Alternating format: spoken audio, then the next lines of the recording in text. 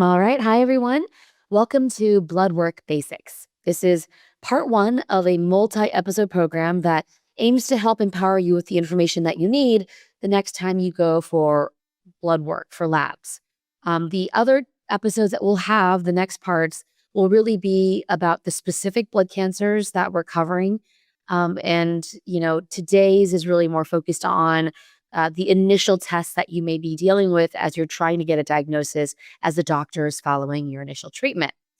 First, if we haven't met, my name is Stephanie Chuang. I am the founder of The Patient Story, but more importantly, I have gone through a myriad of my own blood tests, so many of them, poked and prodded constantly. And that was when I was getting diagnosed, which ultimately would be non-Hodgkin lymphoma, diffuse large B cell, and all through treatment, of course. I remember having to wait to get my blood drawn.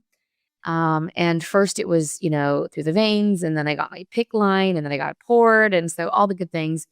And it was because I needed to make sure that the white blood cell counts were okay for me to be able to withstand this next round of chemo. Each round of chemo for me lasted about 6 days at a time. So it was definitely not, a short thing or easy. And during that time is when I started imagining what would eventually become The Patient Story. I felt so lost. There's so many things that I want to have the answers to, but I want to know them in a human way. Don't give me the medical jargon. And so that's what The Patient Story focuses on. We try to help curate humanized information to help you navigate life at and after diagnosis. We really do this through in-depth patient stories and educational programming and discussions like today's, all to amplify the voices and concerns of patients and care partners. Before we get into our program, I want to give a shout out to our friends at the Leukemia and Lymphoma Society. So many fantastic resources, including their information resource specialists who can help talk about things like blood tests if you need. While we hope that today's discussion is helpful for you, just keep in mind it is not a substitute for medical advice. So please still consult with your own team about your decisions. Hopefully, though, you'll just have some questions from this that you could ask them. Lastly, we really want to hear from you. Your voice truly matters. It helps us to build better programming and know what questions you want, what experts you want access to, all of the above. So that's going to come up in a survey that will pop up right after this program closes, and it will just take a few minutes. Okay, now to the fun part with all that housekeeping out of the way. I'm so excited to introduce someone I now consider a friend. I was able to meet as a patient advocate, Dr. Kamran Mirza, the Godfrey Stobbe Professor of Pathology Education, Professor of Hematopathologist, and Assistant Chair for Education at the University of Michigan. And by the way, Dr. Mirza also shares medical insights online to help people like us, patients and care partners, understand the science of diagnosis. So you may know him from social media, Instagram and TikTok as CamPathDoc, and we'll have all these links later. But Dr. Mirza, welcome again. It's so good to see you. It's always a pleasure to see you. Thank you very much for having me, Stephanie. And Dr. Mirza, before we kick off on this discussion, which is really an introductory level conversation for blood cancer patients as a whole, going, I'd say, from the, before diagnosis into diagnosis and the early stages, we really like to humanize this word pathology. And also because I think for a lot of patients and their families and friends, they may not see a pathologist during their experience at the hospital or at clinic. So can you break down in human terms, what does a pathologist do? Absolutely. So I always say to my patients that the pathologist is the doctor you never see, or usually don't see 99% of the time. And so the pathologist is a physician. They work in the medical laboratory, and the laboratory is the place where all of human body tissues and fluids and any kind of diagnostic work is happening. So whenever your physician orders any kind of testing, which could be blood tests, urine tests, or other types of tests, or it could also include things like biopsies, they always come to a physician behind the scenes who is a pathologist, and the work we do is pathology. Like other parts of medicine that you might all be aware of, pathology is also subspecialized. So I am a specialist in blood pathology. So my diagnostic area is leukemia, lymphoma, anemia, etc. But similarly, I have colleagues in pathology who deal with, disorders of the brain or disorders of the liver, et cetera, et cetera. So effectively, every part of medicine has a pathologist associated with it, and we are the physicians that will be providing the diagnosis, and that diagnosis is what your patient-facing provider, your PCP, uses in order to treat you. Thank you. That was really well done, because I know there's a lot of things that you do as a pathologist, and I've learned a lot already on that. And so let's start from maybe square zero here. When we're talking about blood cancer and the reason why pathologists are so focused on different blood tests at different times, could you give an overview? Again, this is very generalized. If someone is, has a suspected diagnosis, I don't know if it's been confirmed yet, but just at the beginning, what is the usual testing done at the very beginning before people know exactly what they have?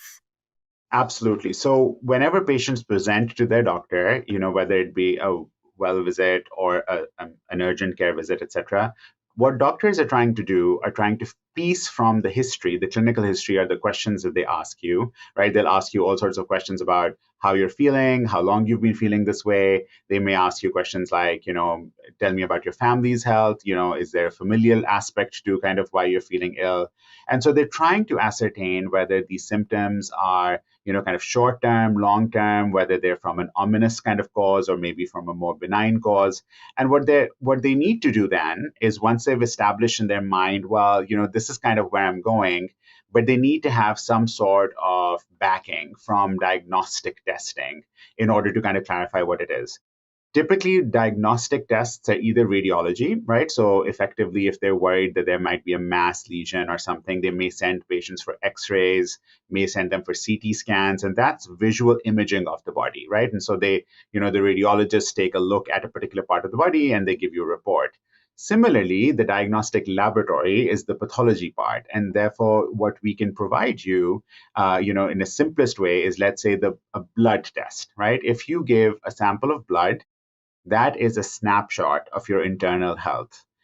Your blood can tell you so many things. And of course, because we're talking about blood cancers, it's effectively one of the simplest ways for your physician to find out if something is wrong in your blood or in the factory where all of the cells of the blood are made, which is known as the bone marrow, right? And so all of us have bone marrow, and it's basically like the factory of producing all of the cells, and it's inside our long bones, right? So it's in the bones of our arms, the bones of our legs, and the hip, in the pelvis. And so all of these bones are producing marrow, which is going to make all the cells that come in the blood. So a very simple way to figure out whether the factory is working is to take a snapshot of, the blood.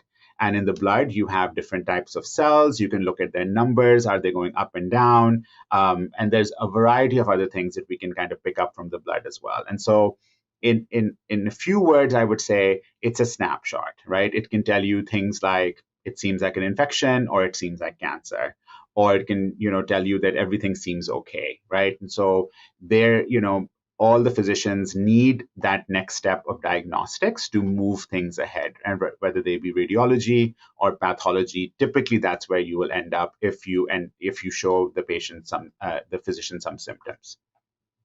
Thank you for walking us through that. I mean, so the stage we're talking about is a period that's very hard for people. It's hard to wait because there's a lot of questions, a lot of uncertainty, and then there's not even a plan of action. So in that initial stage, I think one of the most commonly ordered tests is the CBC, the complete blood count. Let's go over that first as sort of a level setting of the stage. What is the CBC looking for? I have mine open. I actually recall, so I was diagnosed with non-Hodgkin lymphoma, and I don't know that there were any numbers that were flagged that they could tell anything from that, right? So let's start with, what is a CBC? What is it looking for? And then maybe we can go down each sort of blood cancer area for what is the focus maybe for pathologists there. Absolutely. So the CBC is the complete blood count. In the CBC, typically what you're looking for is that there are three different aspects of the CBC that you can start thinking about. And it goes back to what the blood does. So when you're thinking about the function of the blood, our blood carries oxygen, right? That oxygen is the oxygen we inhale into our lungs. And in our lungs, our red blood cells, which are in the blood, pick up all of that oxygen. So number one, you're looking for red blood cells. Now, if you have not enough red blood cells, that might be anemia, for example, right? And so one of the cells you look for is red blood cells. So things associated with red blood cells is your level of hemoglobin, which is your oxygen carrying protein. And so effectively, the RBC, or the red blood cell count, the hemoglobin, and the hematocrit. So these three are looking effectively for your red blood cell component. And, numbers going up or down may indicate something wrong with your red blood cells. The other type of thing that your blood does is fight off infections, and your infections are fought off by a variety of cells, but those are known as your white blood cells. Now, you have different types of white blood cells, and I won't get into all of them, but effectively, your white blood cell count is an indicator of inflammation. It can be an indicator of infection. It can be an indicator of a variety of things. And the numbers going up or down there can also indicate what may be happening to you as a patient. And the last number that you look for is the platelet count. Platelets are tiny little fragments of cells that are floating around, and typically these are in really, really high numbers. And what the platelets are doing is that they will help you clot or stop bleeding in any case or time when bleeding occurs. So, for example, if when a person that has a normal, healthy bone marrow, let's say has a small cut on a finger or whatever, that clots pretty quickly. And the reason it clots pretty quickly is because the platelets are doing their job and they go plug that little hole, and then basically the bleeding will stop. But similarly, if you think about it, you could have internal bleeding as well, like internally, and you wouldn't even know. But normal platelet counts and normal platelet function takes care of all of that for you. So the CBC is a great way. It has a variety of numbers on it, right? A variety of different things, but primarily it's looking for these three aspects of your bone marrow. They produce cells and they come out into the blood, and effectively it's a snapshot into how those three things are, how they're working or how they're performing. Amazing. Okay, thank you so much. Since you talked about it, and I love that you've put it into these buckets for people to understand, right? It's red blood cell count, white blood cell count, platelet count, Yes. and their different functions. So again, we'll have disclaimers throughout the conversation that this is not about any one specific case, and that Right. this is a very generalized conversation. Right. But broad strokes wise, as a pathologist, if you start to see, can we go into each area? So let's say there's abnormal red blood, white blood, and platelets.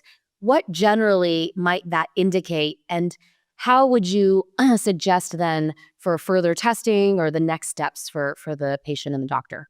Absolutely. So white blood cell counts, if they go up, typically the most common reason for the white blood cell count to go up will be an infection. This can be either a viral infection or a bacterial infection. And often when you look at the white blood cell count, it may also be associated with what we call a differential count. So a white blood cell count gives you the total number of cells, but that number won't tell you what the cells are. So we need to kind of figure out what the cells are, right? And so therefore, either machines or human beings, which are medical laboratory professionals, look at the blood and then they count how many different types of white blood cells there are there. So there are different types of cells: neutrophils, lymphocytes, monocytes. These are the words that you potentially be coming across if you see a differential count. And then depending on what is actually going up, you can, maybe have an idea of what it might be, right? So typically if a patient has a bacterial infection, neutrophils go up. If they have a viral infection, lymphocytes may go up. But then abnormal cells might start showing up in the blood as well. And then the differential count might actually flag abnormal cells. And these are what we typically call immature cells. And by immature, what we mean is that they have come out of the bone marrow too soon. That they needed to cook in the bone marrow a little bit longer, but they didn't, and they came out. Now, having immature cells come out can also be part of an infection. Like it can be totally normally seen in an infection, but depending on how the patient is presenting, it could be something more ominous or even be part of a leukemia, which is a cancer of the blood. You had mentioned before, Stephanie, that patients with lymphoma, non-Hodgkin lymphoma, sometimes may not have any abnormalities in the blood, and that's absolutely true, as was your experience. Because if, for example, the blood cancer is just presenting in the lymph nodes, which are kind of all over the body, and you can feel them as masses, then there are chances that the blood may not show anything abnormal, and you need to take a look at the lymph node in order to actually diagnose what the lymphoma is. However, there are other times when lymphoma can be floating around in the blood as well. So there are many lymphomas that float around in the blood, and then they will be picked up in the white blood cell count and in the differential as an increase in the number of lymphocytes, because lymphocytes are the cells that constitute the blood cancer lymphoma. Normal lymphocytes in all of us are floating around, and usually they'll be within a normal number. But if they go up, it can either be because of a viral infection, or if they're really, really high, it could also be because of a lymphoma that's floating around. And so it's very context dependent. These are just numbers, right? You have to put your story, your history. Every patient will have their own presentation, and so what we do as pathologists, as your physicians, is put all of that together in order to give a diagnosis. And so moving on, red blood cells, similarly, thinking about what would happen if red blood cells increase versus decrease. Often the problem is a decrease in red blood cells. This could be either because of simple things like maybe a patient is not having enough iron in their diet. If they don't have enough iron, they may not make enough hemoglobin, and then their red blood cell counts go down because they have what we call anemia, right? And so anemia effectively is just a decrease in the capacity of carrying oxygen in the blood. This could be in patients, for example, who have been in a little bit of an accident and they've lost blood. That can lead to an anemia, right? The red blood cell count goes down because you've lost so much blood. Or it could be because of nutrition, or it could be something more ominous, like, for example, a blood cancer. A blood cancer taking over your bone marrow could decrease the number of red blood cells that are being produced, and therefore also show up as an anemia. So again, context makes a huge difference. For example, if a patient is known to be nutritionally deprived, or if it's a female patient that has very heavy menstrual periods or is losing blood regularly, that anemia will most likely be because of iron deficiency, right? But if there is no history of blood loss, and there's no history that, and the patient has been really doing well nutritionally and they're still anemic, then you start worrying about, why there is anemia, because normally patients should not be having anemia. And lastly, platelets. Again, their platelet counts can be up or down. Usually what happens is that the platelet count goes down. Platelet counts going down will, hinder the ability of the patient to clot properly. And therefore, they will either have prolonged bleeding. So, for example, a cut happens and they keep bleeding when they should have stopped. Or they may have bruises, where, for example, all of a sudden under the skin, they see splotches of, kind of bruising, even with the smallest amount of trauma. And that could indicate that their platelet count is low. In all of these three cell types, things can go up or down. And all of that could be part of a reactive process, which could be benign, or it could be part of a more ominous process, which could be malignant. And so again, it all really depends on how the presentation has come to the physician, and all of these are the variety of things that the physician will likely ask you before coming to some sort of a conclusion and ordering a test. A lot of our audience comes from across a lot of different blood cancer. So primarily non-Hodgkin lymphoma. We know there's aggressive and slow-growing Hodgkin lymphoma, chronic leukemias, acute leukemias, multiple myeloma, and then also myeloproliferative neoplasms, which I know when you're talking about platelets, I start thinking about that. Can we talk first about non-Hodgkin lymphoma? You Sure. did a little bit already, but let's talk about, is it the same with aggressive versus indolent? What are you looking for in the CBC? That might be a flag. It's a great point. So let's talk about lymphoma in general. Broadly, I'm sure patients like you are familiar with the fact that broadly we divide them into classic Hodgkin or Hodgkin lymphomas and non-Hodgkin lymphomas. Now, Hodgkin lymphoma by itself typically does not show up in the blood, and it'll show up usually as masses or lymph nodes that you can palpate, right? And this can be all over the body. Now, non-Hodgkin lymphoma can also present with no abnormalities in the blood and just show up as masses or lymph node enlargement in different areas. When it does show up in the blood, that is what we call lymphoma in the blood or lymphoma in a leukemic phase. Leukemia just means there are white blood cells in the blood, right? I mean, leukemia is a historic term because if you think about blood and if you think historically when people looked at blood, they saw red because the red blood cells have a pigment, so they're red. And then next to them, they saw these clear kind of colorless cells, which looked to them like they were white. White blood cells are actually not white at all, right? It's just the contrast with the fact that they're not red. So when you see those white blood cells go up in a lymphoma, which is a non-Hodgkin lymphoma, what we're typically looking for is an increase in the number of lymphocytes. Now, as I've discussed before, an increase in the number of lymphocytes by itself does not make it lymphoma. You really need to make sure that the lymphocytes that are increased are, for lack of a better term, malignant, meaning that they're all being driven by a genetic problem that is causing a proliferation of lymphocytes that's not normal, meaning that abnormal lymphocytes are being created and propagated and continue to propagate. And what you might see if you are a patient with a lymphoma that did present in the blood, the examples are like CLL, chronic lymphocytic leukemia. Often chronic lymphocytic leukemia is usually a disease seen in middle-aged to elderly patients. They might actually feel really well and they go to their PCP and they get a CBC done, and that shows that your lymphocytes are increased, and then they might do some additional testing and it'll confirm that this is actually part of a lymphoma process. And typically one of the tests that they do is called a flow cytometry test. And that flow cytometry test confirms that these lymphocytes are actually lymphoma cells that are floating around.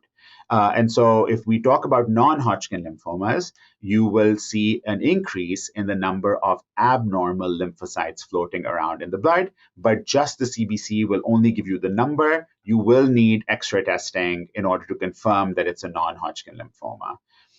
And so those are what we call kind of the chronic lymphomas that are floating around in the blood. You mentioned leukemia. Now, leukemia can be of multiple types. You can have a myeloid leukemia or a lymphoid leukemia. This all goes back to the bone marrow, and the bone marrow is producing all types of cells, lymphocytes and other types of cells as well.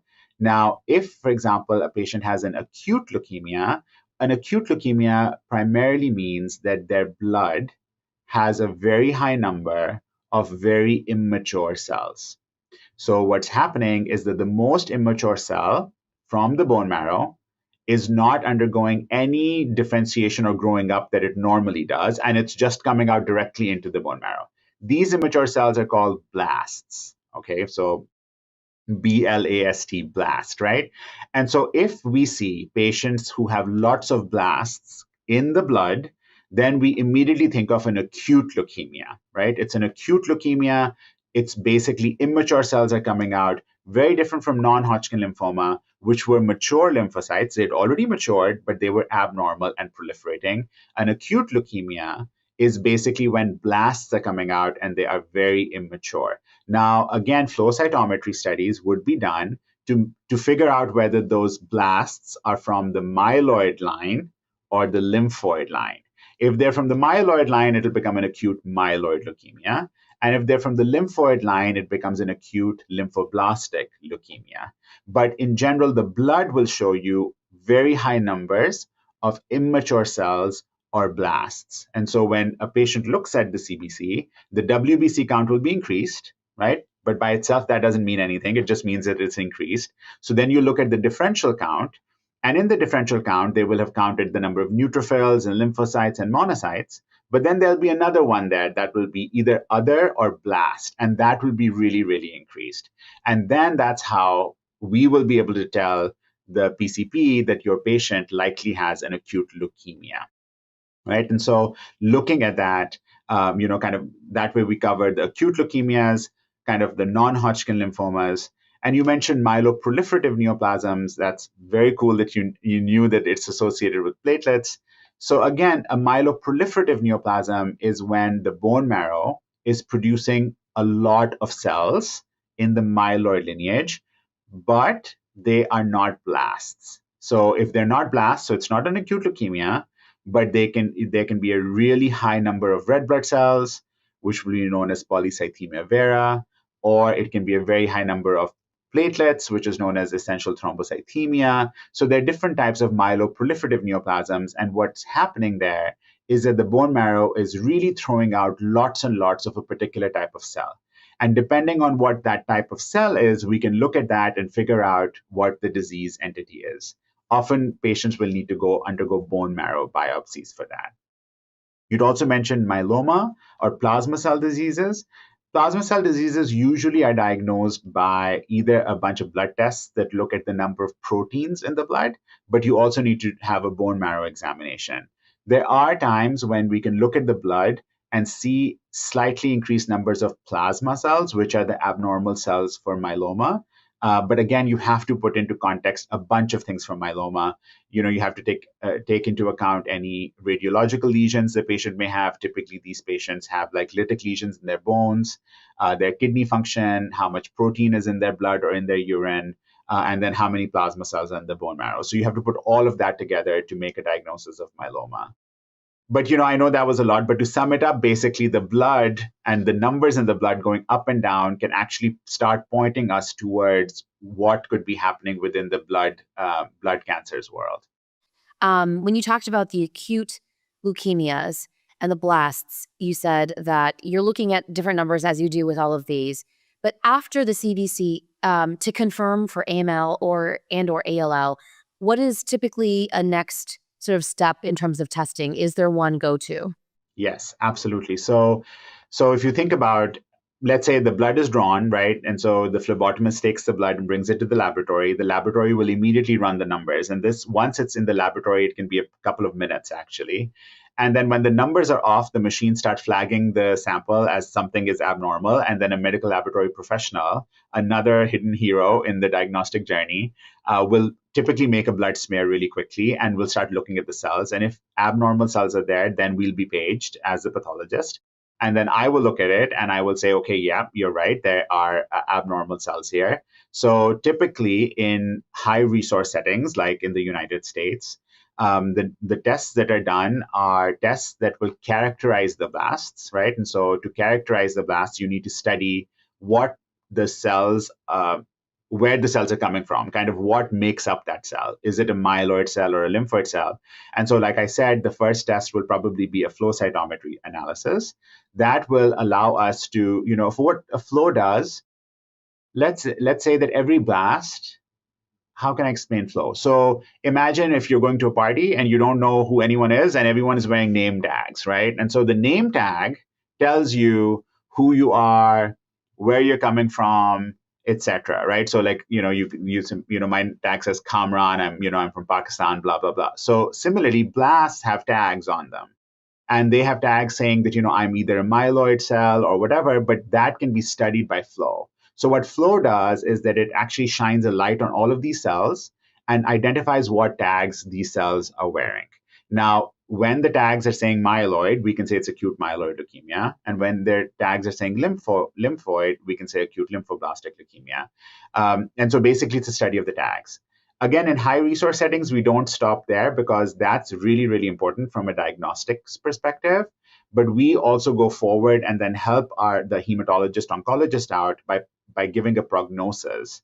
And often prognosis is associated with what is inside the genes of the cell, right? And so the DNA of the cell, which is abnormal, might have some abnormalities that either give a really good prognosis or a really bad prognosis, because we know over decades of looking at this, that there's some leukemias that have a better prognosis and some that have a worse prognosis. And usually that stems from DNA, right? So you have to kind of figure out some either mutations or looking at chromosomes.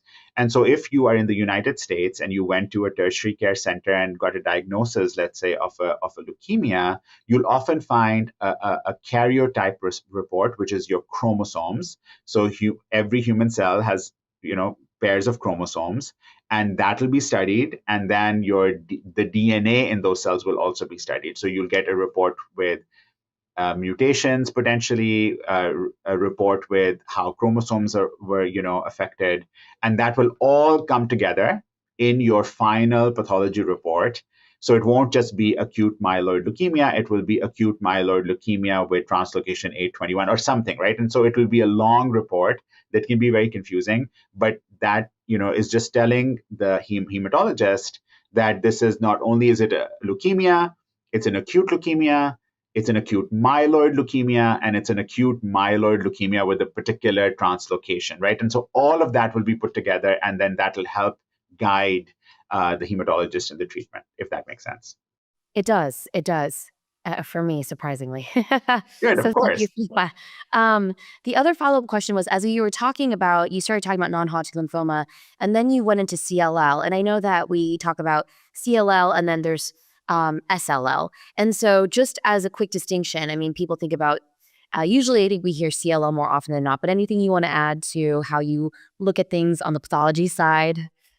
I'm very impressed that you know that. So CLL, SLL is actually one disease entity. You're absolutely right. CLL is chronic lymphocytic leukemia, and SLL is small lymphocytic lymphoma. Now, what happens is that in this particular disease state, usually the blood is full of these lymphoma cells, but also lymph nodes are involved as well. So when it's just presenting in the lymph nodes, it's called small lymphocytic lymphoma. If it's just presenting in the blood, it's called chronic lymphocytic leukemia, but it's the same disease. So often we'll just call it CLL slash SLL. Like it's the same disease. It just depends on where you're picking it up on. Naturally, because the blood is a very easy tap, like all you need to do is find a vein and put a little bit of get a little bit of blood out. It's much easier than doing a lymph node biopsy. Often it will be diagnosed in the blood. But if, for example, a radiologist does a scan and sees a bunch of lymph nodes everywhere, most likely it's part of the same process. But in our classification schemes, it's all lumped under one, CLL slash SLL. I think and with the remaining time, there's a couple of larger areas here. You've done a great job laying out from start to finish some of these signals. And again, we're talking very generalized, and that this is in a vacuum, but that you're looking at signals that other people are providing individually. On that note, I think there is a lot of, hey, how can I start to match some of this for myself? So, you talked about anemia. I think that's something that people are more likely to be familiar with. But talking through some of these larger, symptoms, maybe Yeah. could you maybe laundry list and sort of go through the major ones, starting with anemia? Absolutely. So anemia, because it's our ability to carry oxygen in the blood, and anemia reduces that ability. Typically, patients will they think about what we need oxygen for. We need oxygen for our energy, right? Effectively, we burn the oxygen for our energy, and therefore patients will be tired, right? That's fatigued. They might be out of breath because they're trying to breathe in more oxygen because they can't carry it.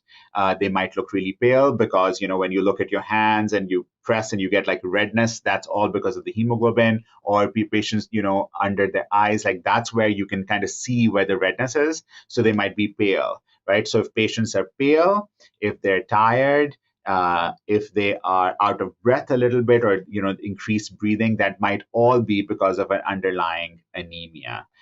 Similarly, for platelets, like we discussed, platelets, when they are decreased, you might see prolonged bleeding, or patients may have bruising, right? And so they may not even remember. You might accidentally hit your arm against a door, and all of a sudden you have a huge bruise. That's probably because your platelet count is low. And similarly, white blood cells, because what they're primarily doing is fighting infections, the patient may be presenting with recurrent infections if the white blood cell count is low, right? And so what that means is that all of these, when the numbers are off, then their function is also off.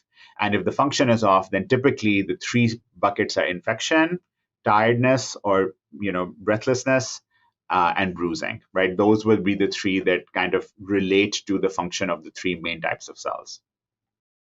Thank you. That's really helpful. I think shifting over a little bit too is, especially for the chronic cancers, blood cancers. So we're talking like CLL, SLL, the MPNs, myeloma, and the indolent growing non-Hodgkin lymphomas. What are the typical sort of repeat or recurring tests that patients will likely be undergoing? And if you could give a little bit more of that detail of the why that's what they're Sure. looking at. So what your the physician wants to know is some real-time updates, especially if there are, like, if you have an indolent kind of disease. By indolent, we mean that it's either slow growing or it's not giving you that many symptoms. For example, there might be situations where if a patient has CLL, which we discussed before, that they don't treat it because the number is low, it's not giving them any symptoms, it was just identified, randomly by chance, right? And so, or they may give a drug that kind of decreases the number of lymphoma cells, and it's not like something like, it's not heavy chemotherapy, for example. So ultimately, what we want to do is that we want to monitor how the cell numbers look over time. And so so repeating your CBC may be a very common thing for your physician, so that they can keep check to make sure that everything is stable, right? So it isn't as much about one value, it's about trending over time. So for example, if a patient has CLL, and when they presented, the only abnormality was that there was an increased WBC count and there were lymphocytes, but there was no anemia and there was no thrombocytopenia, meaning that the red cells and the platelets were good. And they chose, let's say, no therapy or like very minimal therapy, and the patient's fine. But then when they present the next time, you see that there's anemia associated. So now that means that there was no anemia before and there is anemia now. So could this be because the lymphoma disorder is getting worse, and maybe it's disrupting the red blood cells, for example? Or is it all okay? Is their platelet count is okay, etc.? So again, like, I would think of them as real-time updates. You just need to figure out whether things are progressing, or if they're staying the same, or if they're improving. I mean, it could be that the lymphocyte count is totally normal. So they got a drug and it took care of many, if not all, of the lymphoma cells. And even though it didn't cure it, the number is so low that now it's barely abnormal, for example. So I think it's just more of a matter of follow-up. In some cases, the disorder might be identified genetically. So, for example, in chronic myeloid leukemia, which is a disease we haven't really talked about, but chronic myeloid leukemia has a particular type of mutation or a rearrangement in our chromosomes that can be detected by kind of molecular testing. And the patient is treated with therapy and can go into remission. And actually, all they need is that molecular test to tell the hematologist whether they are in remission or whether they still have the disease, right? And so it depends on what the disease is, how it presented, and kind of what types of tests we have available for it. But routine testing can take a variety of shapes, accordingly. Awesome. Yeah. When you're talking about that, it, did bring up, I don't want to get too in the weeds, but, there's more and more conversation the last few years about, getting, more precise with detection of disease. And so maybe, I don't know if there's anything you could talk about with the minimal residual disease, and in what areas people really, where that might be more, part of the conversation than others. I know, for instance, myeloma is one that I know there were lots of conversations about this. That's excellent. You are so deeply thoughtful. It's amazing. So minimal residual disease is our ability to take a look at a very tiny amount of residual disease left after treatment, right? So it's really, really, really, really, really, really tiny amount. And our detection methods have become so good that we can potentially detect that. Now, when we think about minimal residual disease, the two types of diseases that come early to mind are myeloma, like you mentioned, and the other one is B lymphoblastic leukemia, or the B acute lymphoblastic leukemia. We have really good mechanisms to figure out if there's a very tiny amount of disease left, like we're talking about one cell in like 10,000 cells, like really low amount of cells. It's harder for minimal residual disease studies to be done in acute myeloid leukemia, for example. And there are a variety of reasons for it, but we don't have, I mean, we can do MRD and AML, but it's harder.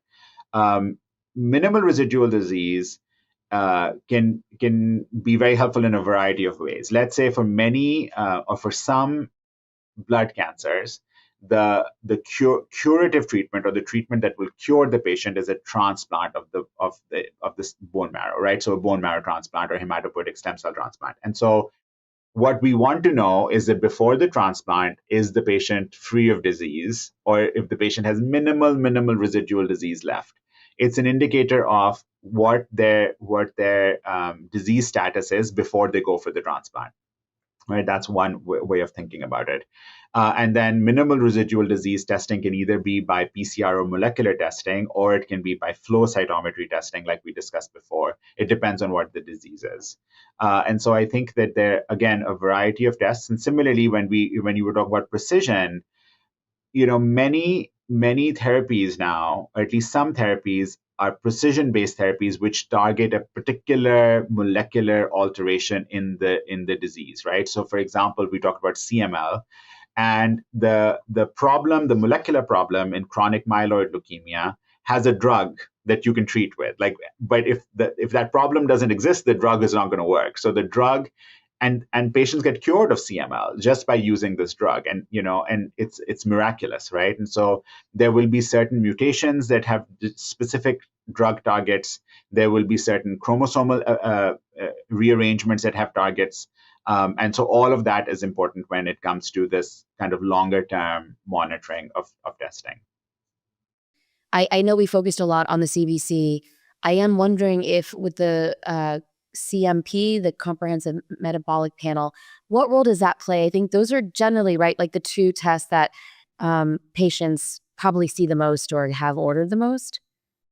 Yeah, absolutely. So the Comprehensive Metabolic Panel, like the name suggests, it looks at the metabolic status of the body. So what do I mean by that? It basically means that, so the CBC is looking at the numbers, and, the differential will look at the types of cells, etc. But the CMP is going to give you a better understanding of what the patient's kidney function is, what the patient's liver function is, how the electrolytes are. So, for example, electrolyte imbalances, those are not going to be picked up by the CBC. Sugar, like blood sugar levels, are not picked up by the CBC, right? And so I would say when you think of metabolism in the body, right, you're basically trying to figure out how the body is managing the different byproducts of what we eat, and the way we do that is by control of blood sugar, controlling and figuring out keeping electrolytes balanced. And that all is due to liver function. The liver is a huge player in the metabolism of like kind of what we eat. Kidney is a huge player in what we excrete in the urine, right? And so all of this balance is effectively given to us as a snapshot in the CMP. So that's that's another one. We could probably spend a whole session talking about the CMP as well. So broad strokes wise, do they tend to be in the blood cancer space anyway? Yeah. CBC for sure. CMP, is that usually like also a complementary test always given or not necessarily? And in what case is it a must? I mean, I would say that if it's an initial diagnosis and we're still trying to figure out what's happening to the patient, it's probably, I would say, I mean, I don't know if it's a must, but I definitely think like I would order it. Like I would want to know, because if indirectly it can tell you a variety of things that are happening with different organ systems. It's reassuring if it's obviously normal. But I think that it depends on how the patient is presenting. If you feel like the patient, you can have concurrent diabetes, right? I mean, your CBC is not going to pick that up. Patients can have CLL and diabetes, but the CBC is not going to pick up the diabetes component. And so I think that because it's a snapshot of overall health, I think it's helpful. I mean, would you need to do it every single time if everything else was normal? It's unlikely. But also, and I don't want to be flippant about it, Stephanie, but I think that in the context of how expensive healthcare is, the CBC and the CMP are relatively cheap tests. They're not, I mean, I actually don't know what the exact number is, but they're not very expensive. We're not talking about thousands of dollars or even hundreds of dollars. I think it's, the hemoglobin by itself is a very cheap test. So I think that, these are reasonable tests because I think that what they provide you for the cost that they have is really it's a good cost to benefit ratio. Yes. And is there one example of, for blood cancers, like you talked about, kidneys and, as one of the signs, if there's an impact, is it like myeloma, MPNs? Is there something there where the CMP is more frequently utilized as like a complementary? Yeah, so I think in myelomas, what you have is that you get, so myelomas are diseases where the cancer cell is the plasma cell, and the job of a plasma cell is to make proteins that actually makes antibodies to fight off infections, but in myeloma, it's all abnormal. And so you will need more than the CBC to figure out how much protein there is. And so that could be a urine test, but it could also be a blood test. And what you find is that in the blood, the normal protein ratio is all out of whack because you have all these abnormal proteins, right? And so then that would, indicate, okay, well, let's study these proteins. So you'll get another test to figure out what type of protein it is. But again, you can think of the CMP as like a screening tool, like a first test that will give you a big picture, and then you can go down. And I think that, really both the CBC and the CMP in that sense are really quick screens, right? So for example, like when you get a CBC and the lymphocyte number is up, you need a flow cytometry to figure out what's happening, right? And flow cytometry is more expensive. You don't want to do that on every single person, right? And so similarly, the CMP can guide you and say, oh, it looks like maybe the liver function is off, right? And so you may want to do a whole other panel of liver function tests, but you don't want to do them up front because, the screen can kind of tell you. So in that sense, I think it can be very helpful. Last question, Dr. Mirza, before an open-ended one, is we know that we've been in the age of many patients getting the test result notifications even before they hear from the doctor. I know this is like, we could spend days talking about this. What is your perspective on, how, would you recommend, I suppose, like that patients take a look at the results, that they wait? How should they interpret sort of these different values over time? And I'm not hesitating because I don't know the answer. I think it's very nuanced and it's very patient specific, right? I think that, and it also depends on your level of health literacy in general. And then it also depends on your personality. Some people, I don't know, I'm trying to draw like a completely different example. Some people like to go to the airport really early. Some people like to go to the airport late. You know what I'm saying? It's the same with some people thinking knowledge is power and some people thinking knowledge is not power, and then they get stressed out about it. So yes, you are right that now by law, tests and diagnoses that we write are immediately transferred to the patient portal. There are some scenarios, if we feel that the patient, may not understand it or whatever, that there's a small pause, like for example, a couple of days maybe, that can be put in by your physician, so that the physician has an opportunity to look at it. But it could be, let's say that it's a Friday evening, and the patient has come into clinic not knowing what's happening, and their blood is drawn and their tests are done, and I look at the blood and I do the flow cytometry and I say, oh, this is an acute myeloid leukemia, and I just write acute myeloid leukemia and I sign it out. And the patient's physician is still seeing patients in the same clinic and doesn't even, and by the time the patient's home, they'll get like a result from their Epic or whatever, their My Chart, and it says, oh, you have acute myeloid leukemia. Now, think about this patient. Do they want to know this diagnosis? Do they understand what this diagnosis is? They'll go to UpToDate and they'll be like, okay, this is a blood cancer. And what will happen is that their actual physician who is going to treat them hasn't had a chance to talk to them about any of this yet, right? But that said, all of the information that we provide in report, Stephanie, is the patient's material. We're not gatekeeping anything here, right? I mean, the patient has full right to know what is happening to them, but it's tricky to think about how that process actually unfolds. Now, for example, I can see that there's a patient who is very up in their health literacy, understands exactly what all these things mean, can manage the stress or anxiety associated with this information, can manage looking at the internet where all sorts of opinions will be there. You go on Reddit or something and, people will be like, oh, this is all right, this is all wrong. You need to have trust in your provider, right? In that relationship, there's so many nuances here. Ultimately, though, it's not our information to gatekeep, right? It is the patient's information. So I think that broadly speaking, it is correct that the patient gets access to that information. But I think that there needs to be a conversation with your patient-facing provider to make sure that you understand the detail with which that information can be bombarded to you. Remember that even if it's monitoring of tests, there might be variations or fluctuations that, if I look at them, I can look at them and be like, oh yeah, that's a tiny little fluctuation, no big deal. But for the patient, they may be like, oh my God, this is the worst. And within the world of testing, Stephanie, what's complicated is that in certain situations, certain tests being a little bit flagged is not such a big deal. But other tests, like for example, if it's a hemoglobin and it's off by 1 point or or 0.5 points, like half a point, right? It may not be such a big deal, especially if it's in the normal range. But if it's a creatinine value and it's off by zero point 0.6, it can go from 0.8 to 1.2. That's a huge change, right? And so it all depends on kind of what the test is, what it's being monitored for, and a variety of these things will be different based on what was happening with the patient. Was the patient dehydrated? Some numbers might be off. Is the patient on a completely new drug that is making some changes, right? Did the patient run a marathon before they got the test? I mean, all of these things do make a big difference in the way the laboratory test results can be interpreted.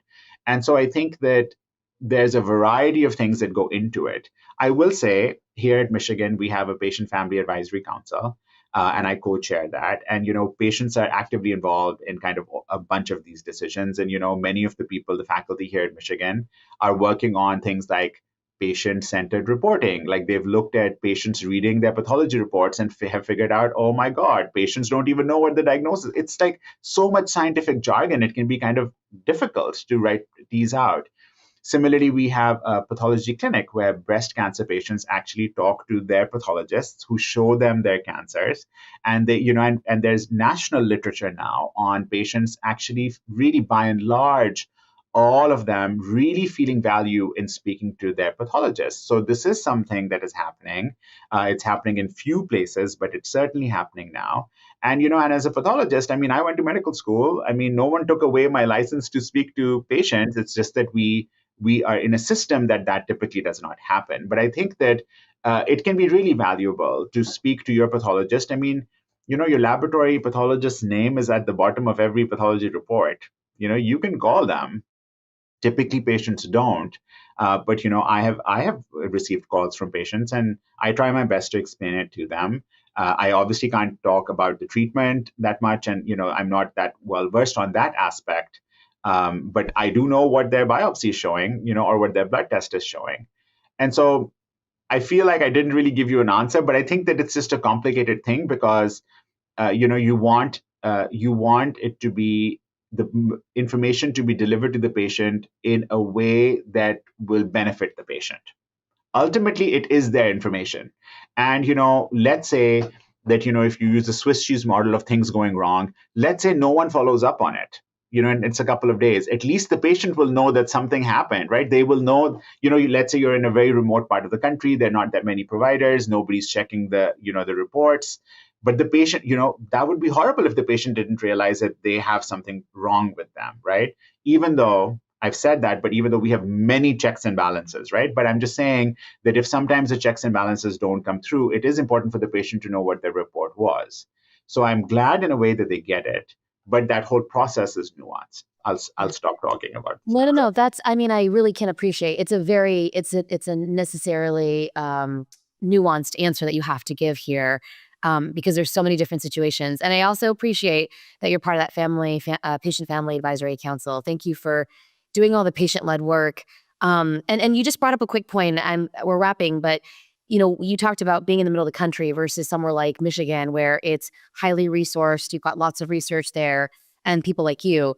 One of the reasons why people wait sometimes longer than other places for results, that has something to do with who they have on staff, right? Or whether they have to outsource the reading, or how does that work? Right. So there are some areas in the country, even, we always talk about low middle income countries or low resource settings, but actually there's some areas in remote parts of some states of even the United States where they may not have as ready an access to a laboratory or a pathologist that, for example, you may have in Chicago or New York or San Francisco, right? And so, uh, um, so often, if it's a complicated kind of case, then, all of these places have contracts and affiliations and agreements with pathology departments. So, I mean, ultimately, everybody finds a place for their pathology to be read. But that said, sometimes it can be delayed.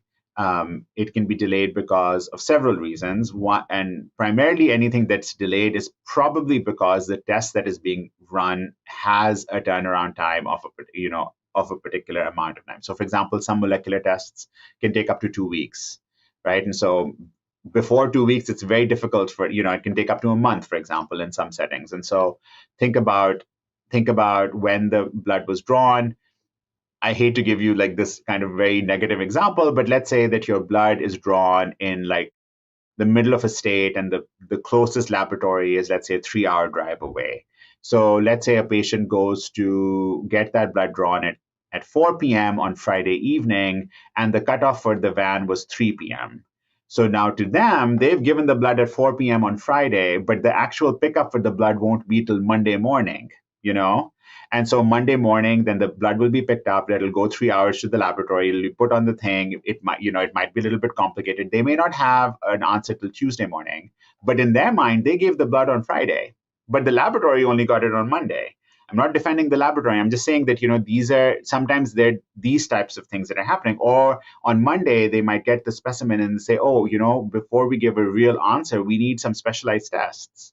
Right. And then somebody like me will probably call their physician and say, I have to run a few more tests. They'll be okay, fine. Right. But then it'll take me, maybe it's Wednesday by the time the answer comes. And so it can be a little bit complicated, but by and large, depending if it's a simple test, it's pretty quick. Thank you so much, Dr. Mirza. I know we've taken up a lot of your time. Really appreciate you joining us for this. And let's continue the conversation. I think this is really beneficial to so many people out there. It's a pleasure always talking to you. Thanks, Stephanie. All right. Now, we want to keep the discussion going. So as I mentioned earlier on, survey's going to come up right after this is over. We want to hear from you. What did you like? Even more than that, what could we do better? And what are you looking for when it comes to educational discussions, programming, patient stories, anything? And again, should only take just a few minutes to fill out.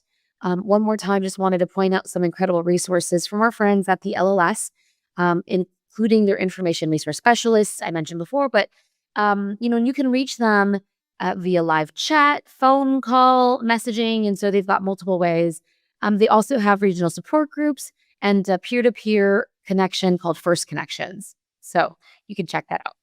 And I want to thank you again for coming. I know that there's a lot to go through, and we hope to see you at another program, because hopefully today was helpful for you. For the patient story, I'm Stephanie Chuang. Thank you, and take good care.